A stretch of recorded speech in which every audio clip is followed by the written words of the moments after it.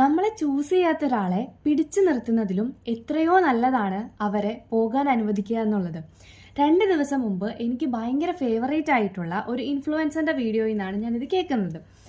പുള്ളി just let them go എന്ന് പറഞ്ഞ ശേഷം പറയുന്നൊരു കാര്യമുണ്ട്, ഇത് ഭയങ്കര പെയിൻഫുൾ ആണെന്നും ഈ പറയുന്നത്ര എളുപ്പമല്ല എന്നുള്ളത്. ഒന്നോർത്താൽ സത്യമാണ്, നമുക്കാണ് അവരെ ആവശ്യം, നമുക്കാണ് അവരെ അത്ര ഇഷ്ടം. ഇതെന്ന് പറയുന്നത് ഒരു സ്ട്രഗിളാണ്. ചിലർ നമ്മളോട് പറയാറുണ്ട് ലീവ് ദം മൂവ് ഓൺ എന്ന്. ഇത് ഒറ്റയടിക്ക് പറഞ്ഞു തീർക്കുക എന്ന് പറയുന്നത് ഭയങ്കര എളുപ്പമുള്ളൊരു കാര്യമാണ്. പക്ഷേ ഇതിൻ്റെ ഇടയ്ക്ക് നിൽക്കുന്ന പേഴ്സൺ ഒരുപാട് സ്ട്രഗിൾ ചെയ്യുന്നുണ്ട്. ഒരാളെ നമ്മുടെ ലൈഫിൽ നിന്ന് പോകാൻ അനുവദിക്കുക എന്ന് പറയുന്നത് നമ്മൾ അയാളെ മറന്നിട്ടോ നമുക്ക് അയാളോട് സ്നേഹമില്ലാത്തത് കൊണ്ടോ അല്ല.